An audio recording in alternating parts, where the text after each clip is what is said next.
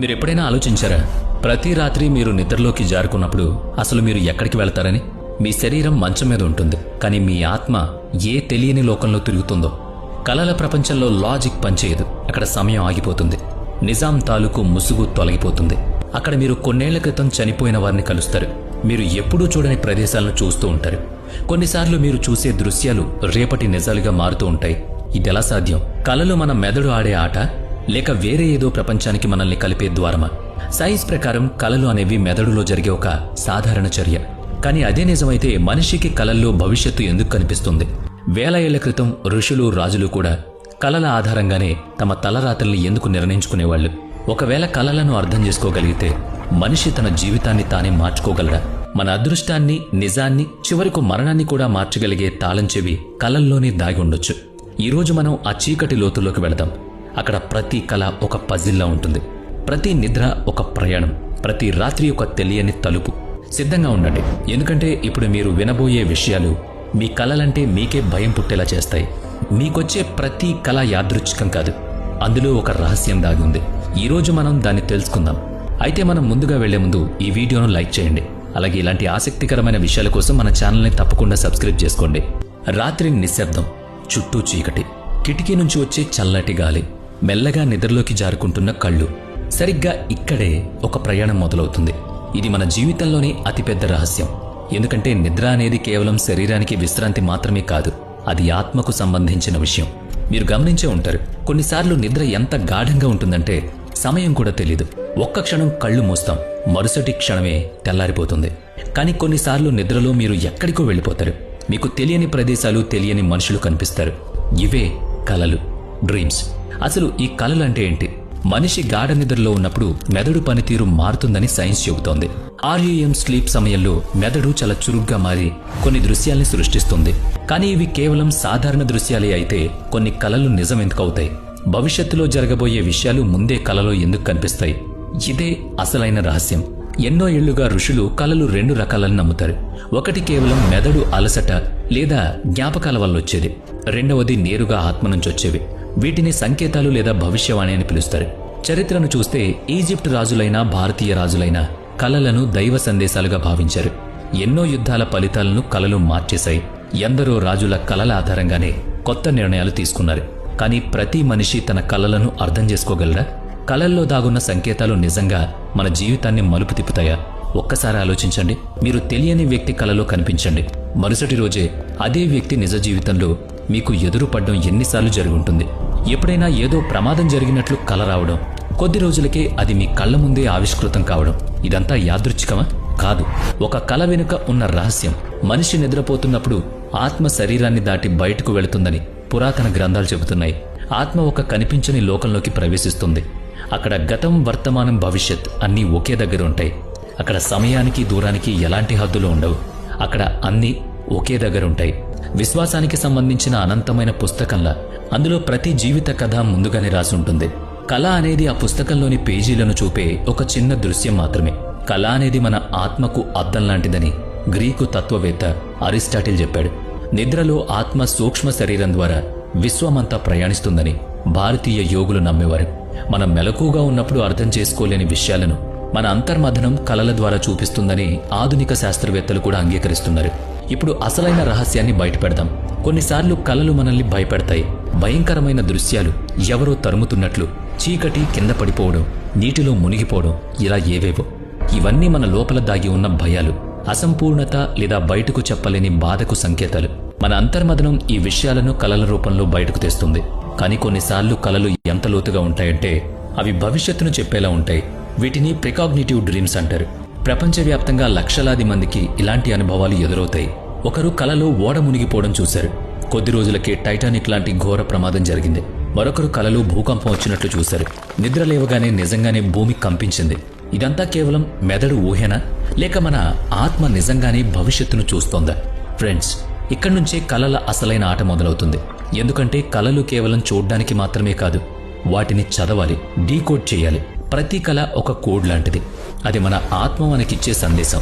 కానీ మనం దాన్ని వింటున్నామా? లేదు. ఎందుకంటే నిద్ర లేవగానే మనం కలలను మర్చిపోతాం. ఉదయం లేవగానే కలను గుర్తు చేసుకోవడానికి మీరు ఎన్నిసార్లు ప్రయత్నించుంటారు? కానీ కొన్ని సెకన్లలోనే అంతా మాయమైపోతుంది. ఇది యాదృచ్ఛికంగా జరగదు. మన జీవితానికి ఎంత అవసరమో అంతే మనకు గుర్తుండేలా ఆ అంతర్మదనం చేస్తుంది. మరి కలలను పూర్తిగా గుర్తుపెట్టుకుని వాటి రహస్యాన్ని తెలుసుకోవడానికి ఏదైనా మార్గం ఉందా అంటే ఉంది. దాన్నే లూసిడ్ డ్రీమింగ్ అంటారు. లూసిడ్ డ్రీమింగ్ అంటే కలలో ఉన్నప్పుడు కూడా అది కల అని మనిషికి తెలియడం. ఇక్కడి నుంచి పరిస్థితి పూర్తిగా మారుతుంది.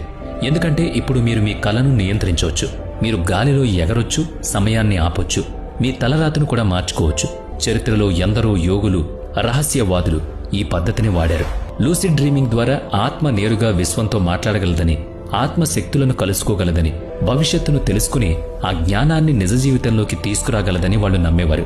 ఆధునిక సైన్స్ కూడా లూసిడ్ డ్రీమింగ్ మీద పరిశోధనలు చేసి మీ మెదడులో ఉండే స్థితి అద్భుతమైన శక్తిగా మారుతుందని చెప్తోంది. కొందరు దీన్ని ఆస్ట్రాల్ ప్రొజెక్షన్ అని, అంటే ఆత్మ శరీరం నుంచి బయటకు రావడం అని పిలుస్తారు. కలలను సరిగ్గా అర్థం చేసుకుంటే మనిషి తన జీవితాన్ని మార్చుకోగలడా? జబ్బులను నయం చేసుకోవడం, రాబోయే ప్రమాదాల్ని పసిగట్టడం, తన అదృష్టాన్ని తన చేతుల్లోకి తీసుకోవడం సాధ్యమేనా? జవాబు మాత్రం అవును. కానీ దీనికి కఠినమైన సాధన, ఆత్మ ఇచ్చే సంకేతాలను అర్థం చేసుకునే శక్తి కావాలి. ఇక్కడే కలల అసలైన వేట మొదలవుతుంది. ఎందుకంటే కలలో కనిపించే ప్రతిదానికి ఒక అర్థం ఉంటుంది. నీరు కనిపిస్తే భావోద్వేగంగా సంకేతం, మంటలు కనిపిస్తే కోపం లేదా మార్పుకు సంకేతం, పాము కనిపిస్తే ప్రమాదం లేదా గుప్త శక్తికి సంకేతం, చనిపోయిన వ్యక్తి కనిపిస్తే ఆత్మ సందేశం లేదా అసంపూర్ణ బంధం అని అర్థం. ఇవన్నీ విశ్వం మనకు చూపించేదానికి సంకేతాలు. కానీ ఆధునిక మనిషి వాటిని పట్టించుకోకపోవడం మనం చేస్తున్న పెద్ద తప్పు. రాత్రి చీకటి మనల్ని నిద్రపోమ్మని పిలవదు, ఒక కనిపించని ప్రయాణానికి నెడుతుంది. కళ్ళు మూసుకున్నప్పుడు మనం విశ్రాంతి తీసుకుంటున్నామని అనుకుంటాం, కానీ నిజానికి మన చేతన మేల్కొనే ఉంటుంది. మీరెప్పుడైనా గమనించారా? కొన్ని కలల ప్రభావం ఎంత బలంగా ఉంటుందంటే నిద్ర లేచిన తర్వాత కూడా కొన్ని గంటల పాటు ఆ భావన మనసులోనే ఉండిపోతుంది. కొన్నిసార్లు భయం, మరికొన్నిసార్లు సంతోషం, ఇంకొన్నిసార్లు ఒక వింత నిశ్శబ్దం మనల్ని ఆవహిస్తాయి. ఏదో కనిపించని శక్తి మనలో తన ముద్ర వేసినట్లు అనిపిస్తుంది. సరిగ్గా ఇక్కడే ప్రాచీన నాగరికతలు కలల గురించి తెలుసుకోవడం మొదలు పెడతాయి. ఈజిప్ట్ ఆలయాల్లో రాళ్లపై చెక్కిన శాసనాలు అక్కడ డ్రీమ్ టెంపుల్స్ ఉండేవని చెబుతున్నాయి. ప్రజలు అక్కడికి వెళ్లి నిద్రపోయి తమకొచ్చిన కలలను పూజారులకు చెప్పేవారు. ఆ పూజారులు ఆ కలలను అర్థం చేసుకుని దేవుడు ఏం సందేశం పంపాడో వివరించేవారు. రాజుల యుద్ధాలు, పంటల భవిష్యత్తు, చివరకు దేశ విధానాలు కూడా కలల ద్వారానే ఆధారపడేవి. భారతదేశంలో కూడా ఇదే పద్ధతి ఉండేది. స్వప్నశాస్త్రం అనే గ్రంథంలో ఏ కలకు ఏమర్థమో చెబుతారు. ఎవరైనా కల్లో పాలు చూస్తే సంపదొస్తుందని అర్థం.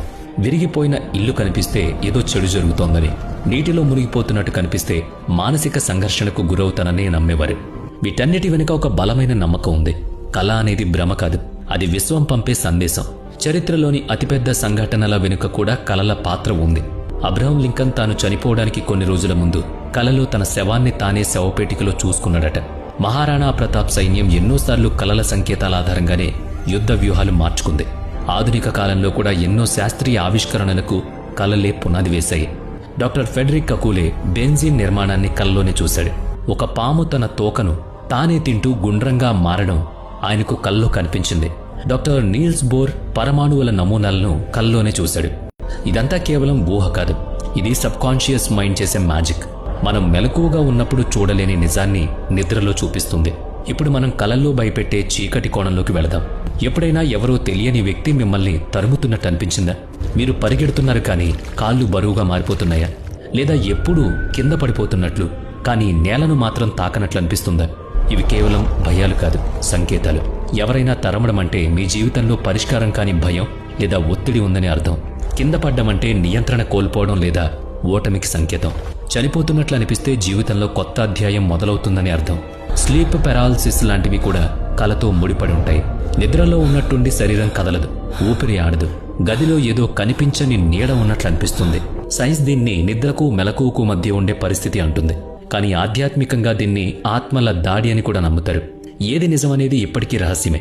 ఒకవేళ కలలు మెదడు ఆడే ఆట కాకుండా నిజంగానే మనల్ని వేరే లోకానికి తీసుకువెళ్తే ఎలా ఉంటుంది?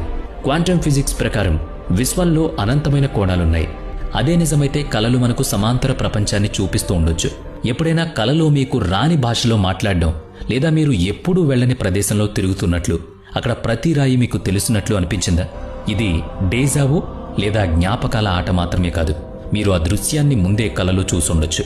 చాలామంది కలల్లో తమ గత జన్మల జ్ఞాపకాలను చూస్తారని నమ్ముతారు. తెలియని ప్రదేశం సొంతం అనిపించడం, తెలియని వ్యక్తితో బంధం అనిపించడం గత జన్మ జ్ఞాపకాలు కావచ్చు.